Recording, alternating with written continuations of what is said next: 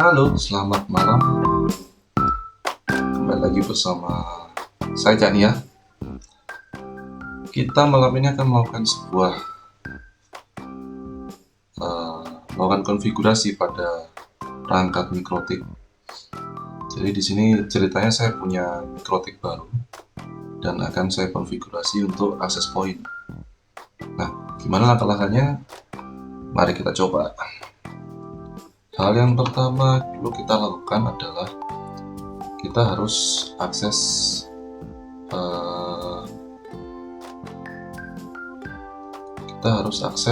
untuk ininya dulu, akses untuk mikrotiknya.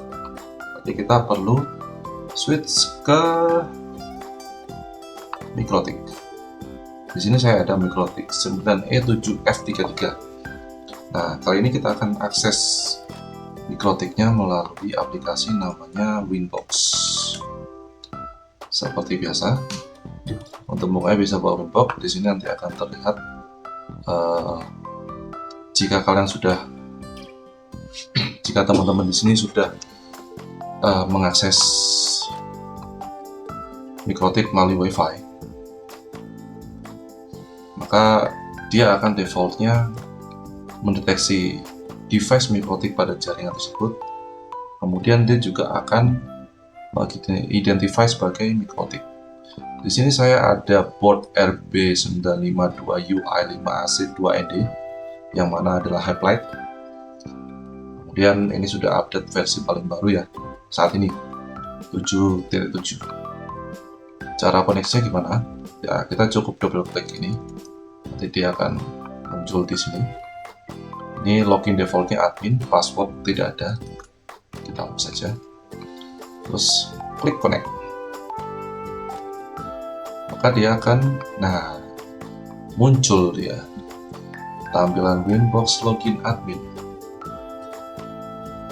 Nah, pada ini ketika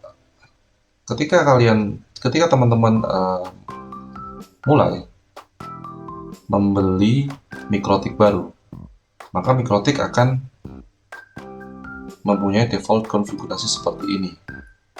Oke, dia akan punya konfigurasi seperti ini dalam mode AP Bridge dengan 2 wireless configuration, yang mana ini saya punya 2 GHz sama 5 GHz. Oke, kita oke saja. Nah, yang pertama diminta sama mikrotik adalah password. Mikrotik akan meminta password baru ketika membeli device baru ya, dia akan meminta password baru. Ini kita ganti saja, old password kosong, new password kita ganti dengan password baru, dan kita confirm passwordnya, kita change. Oke.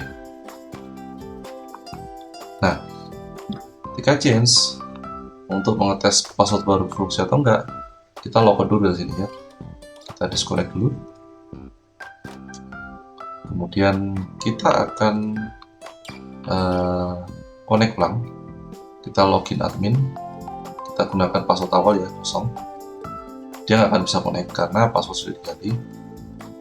Lalu kita coba untuk input password baru. Connect. Dia akan login menggunakan password baru. Nah, karena defaultnya dia adalah WiFi open, kali ini kita akan coba untuk menambahkan password pada WiFi ini dan mengganti nama WiFi-nya. Cara cukup mudah. Ini ada beberapa pilihan yang mikrotik. Jadi ada CPE, ini tanpa WiFi, modenya bridge. Ini biasa digunakan untuk mengkoneksikan mikrotik ini ke device lain sebagai tambahan router. Kali ini ada banyak punya, nanti akan saya jelaskan satu-satu. Tapi untuk saat ini kita yang urgent adalah kita membuat home wireless hotspot. Kita akan pilih dia di home AP dual. Nah, hal yang perlu diperhatikan di sini adalah mikrotik, terutama headlight yang saya beli, itu memiliki dua buah jaringan wireless, yang mana dia berada di frekuensi 2,4 GHz dan 5 GHz. Sistem dual WiFi seperti ini kita bisa menggunakan network name yang mana adalah SSID.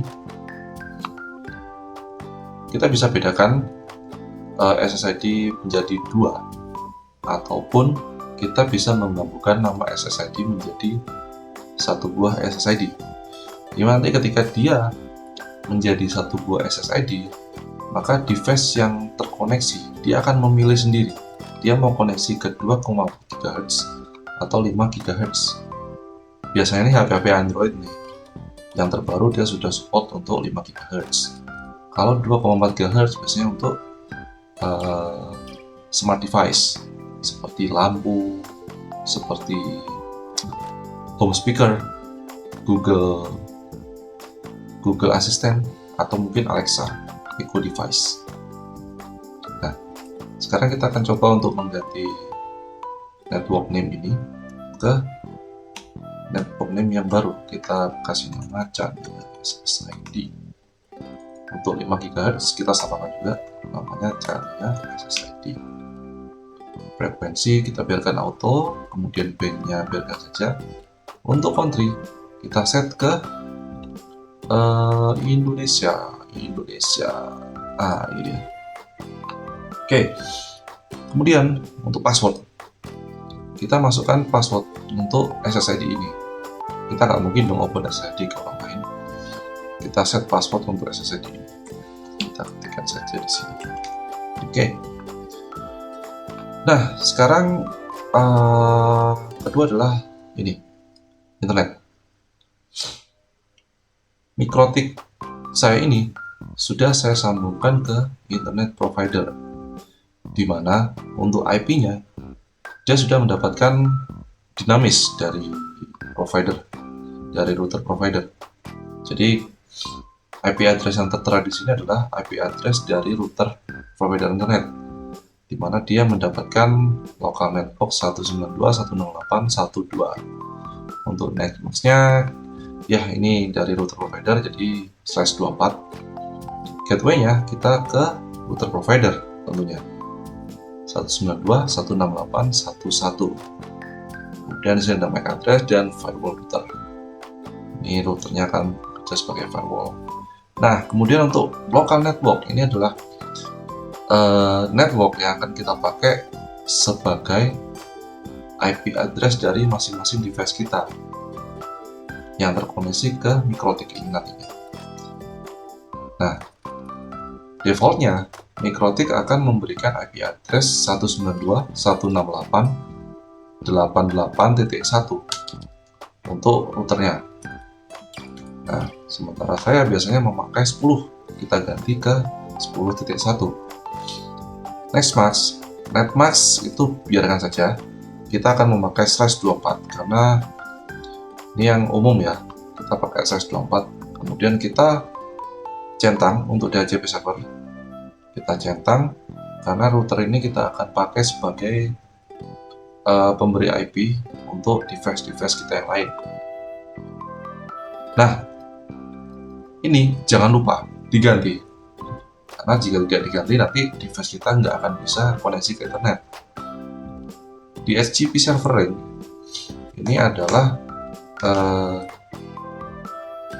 DHCP server ini adalah penentu di mana device-device yang akan terkoneksi pada mikrotik ini nantinya akan mendapatkan IP address di antara IP address yang kita definisikan di sini. Jadi, dan IP address yang kita definisikan di sini itu harus berada pada satu jaringan pada mikrotik. Jadi ini perhatikan, di sini kita sudah tulis 192.168.10.1. Berarti untuk IP address yang berada pada satu jaringan itu adalah 192.168.10.x, yang mana IP address kita tentukan mulai dari titik 100 sampai titik 254. Berarti kita ada berapa IP ya? 154 IP. 155 ya, 155. IP address ini yang akan nantinya dipakai oleh device-device kita yang terkoneksi. Oke. Nah, selanjutnya apa? Di sini, ini ada beberapa device yang sudah terkoneksi ke router ini. Nah, ini perhatikan LAS ID.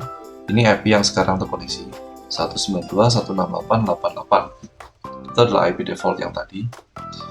Karena kita sudah ganti, seharusnya nanti ketika kita restart modemnya, ini akan berubah menjadi 192.168.10.x. Nah, jangan lupa setelah semuanya selesai, dicek kembali apakah ada yang kurang,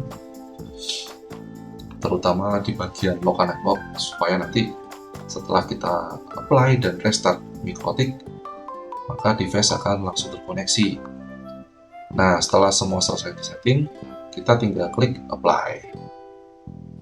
Kemudian, router akan otomatis terestart. Tandanya apa? Kita akan putus dari koneksi. Kemudian, ketika kita lihat, nah di sini ini kita forget dulu karena ini device lama saya. Forget dulu. Ini juga kita forget, semuanya kita forget. Oke.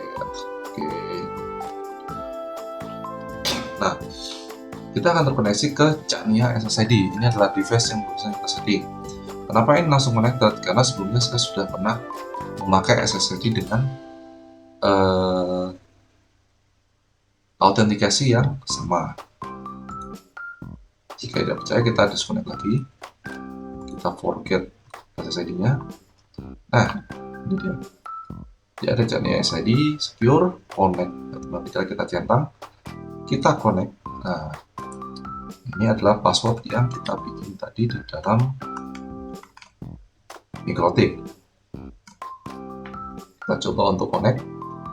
Kemudian, setelah connected, kita akan kembali ke Winbox.